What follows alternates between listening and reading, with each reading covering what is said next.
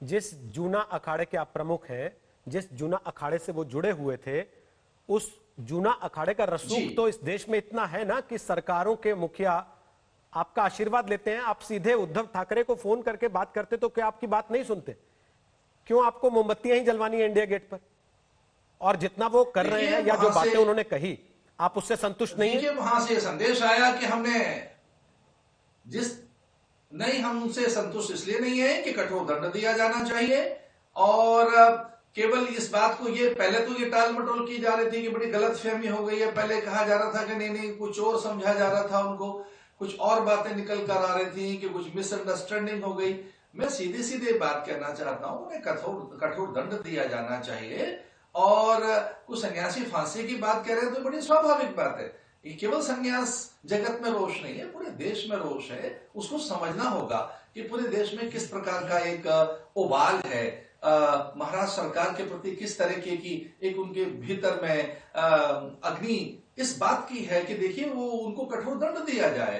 तो मैं धार्मिक उन्माद की बात तो कर ही नहीं रहा, मैं तो ये कर रहा हूं कि हमारे सन्यासियों की जिस ढंग से हत्या हुई है, उस हत्या के लिए वे जो आरोपी हैं, जो वो दोषी हैं, उन्हें कठोर दंड दिया जाना चाहिए, जिससे कि समाज में एक अच्छा संदेश जाए। और एक सभ्य समाज में इस प्रकार की बात बड़ी ये अच्छी नहीं है उस समाज के लिए। 110 लोग पुलिस ने पकड़े जी, उनकी लिस्ट गृह मंत्री ने आज सार्वजनिक कर दी कि आप तय कर लीजिए देखकर कि इसमें कोई सांप्रदायिक एंगल नहीं है। अगर 110 लोग पकड़े गए हैं और सरकार ये कह रही है कि हम जांच कर रहे हैं, तो आप भी तो इस देश की न्यायिक प्रक्रिया को जानते हैं अच्छे से। क्या आपको लगता है कि आप इधर आज कहें और कल उनको फांसी हो जाए, ऐसा संभव है? नहीं, मैं ये बिल्कुल नहीं मानता कि वो आज कहूं मैं और कल फांसी हो जाए। लेकिन जिस प्रकार से इतने दिनों के बाद धीरे धीरे अब दबे स्वर में कोई बात सरकार के द्वारा कही जा रही है, ये एक निंदनीय बात है। इसकी पूरे देश भर्त्सना कर रहा है। वे खुलकर सामने आते, वो कहते और वो इस बात के लिए कहते, संवेदनाएं व्यक्त करते कि बहुत ठीक नहीं हुआ है, एक छोटा सा बयान देकर, और वो उस तरह से एक सामान्य घटना समझ रहे हैं इस बात को। ये पूरे धार्मिक जगत और आध्यात्मिक जगत पर प्रहार है भाई। ये हमारी भारत की मान मर्यादा और हमारी आध्यात्मिक थाती पर एक प्रकार का प्रहार है। अगर ये आप समझते क्या है इसको? सन्यासी की हत्या माने धर्म की आप हत्या कर रहे हैं। अगर आप एक अध्यात्म को आप चुनौती दे रहे हैं, राज्य सरकार की जांच, जो इस देश की शांति, जो इस देश की सुरक्षा के लिए।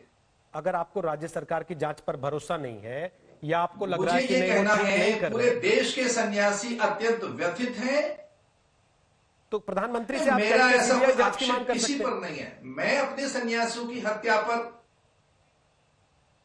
देखिए सीबीआई की जांच हो, बहुत अच्छी बात है। हम इस बार हमें तो बहुत प्रसन्नता होगी, सारी बातें प्रकट हो जाएंगी क्या चीज है भाई, वो किसने हत्या की है, उसके मूल में क्या उनका इरादा था, ये तो पता लगे ना कि क्यों एक प्रकार से एक समूह आता है और वो पीट पीट कर साधुओं को डंडों से मार देते हैं। भाई इसमें सन्यासियों की हत्या और हम बात न करें।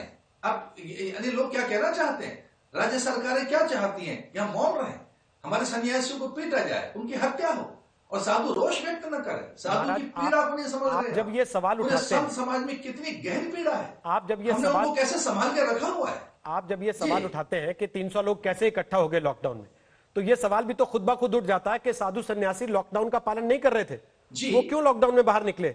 क्यों उन्होंने हाईवे का रास्ता छोड़ के कुछ और रास्ता पकड़ा जहां उनको लग रहा था कि पुलिस रोक लेगी? सन्यासियों के भैया रोहित जी, आप जरा ध्यान से सुनिए, थोड़ी संवेदनाओं पर ध्यान दीजिए। उनके गुरु की मृत्यु हो गई थी, उसमें जा रहे थे, उनके मृत्यु के उसमें जा रहे थे। आप किसी के मरने पर भी नहीं जाने देंगे, किसी के संस्कार में नहीं जाने देंगे, किसी की उसमें संवेदना और किसी की श्रद्धांजलि में साधु को, दो लोगों को नहीं जाने देंगे। तो वो अपने श्रद्धांजलि के कार्यक्रम में जा रहे थे और उनको लगा कि भाई हम इस तरह से निकल जाएंगे, पर उनकी हत्या पर देश में भारी रोष है और हमने संतों को संभाला, कहा कि भाई आप अपनी मर्यादाओं में रहो। और हमारे सन्यासियों का धैर्य तो देखो, उनकी सहनशीलता देखो कि वो उन्होंने कहा भाई लॉकडाउन की शब्दपति की हम मर्यादा का पालन करेंगे। प्रधानमंत्री ने कहा है कि मर्यादाओं का पालन होना चाहिए। हम साधु लक्ष्मण रेखा के अंदर हैं, हमारे संयम, धैर्य और हमारे भीतर के संतोष, अरे उसकी तो कल्पना करके देखो कि साधुओं की हत्या हुई और साधु बेचारे इस समय शांत होकर बैठे हैं। वो कितने मर्माहत हैं, वो कितने अंदर से अत्यंत क्षुब्ध हैं, उनकी उनकी पीड़ा का पारावार नहीं है। और इस पर आक्षेप लगाए जाएं कि साहब वो तो गलत फहमी हो गई थी और कुछ और थे और कुछ उस प्रकार की बात थी, बड़े संदिग्ध थे, बड़ी रहस्यमय परिस्थितियों में कहीं जा रहे थे।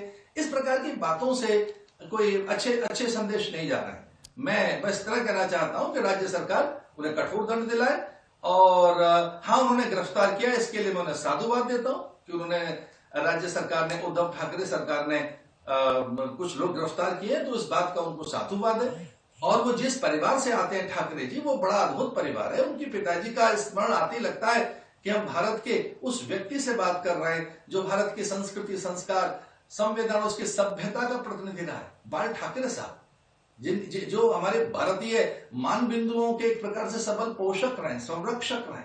बाल ठाकरे का मतलब नाम लेते ही ऐसा याद आता है कि वो एक उस प्रकार का वीर पुरुष जिसके पास शौर्य, धैर्य, पराक्रम, पुरुषार्थ, एक ऐसा महापुरुष जिसके पास राणा प्रताप, छत्रपति सभा या गुरु गोविंद सिंह की परंपरा की, जिसके पास एक प्रकार से सामर्थ्य थी, एक सामर्थ्यवान पुरुष के वंशजों से हम अपेक्षा करते हैं। मेरा उद्धव ठाकरे जी अथवा उनके परिवार के प्रति मेरे मन में बहुत आदर है, लेकिन मैं उनसे निवेदन करना चाहूंगा कि वो कठोर दंड दें और अपने भीतर के पौरुष को प्रकट करें।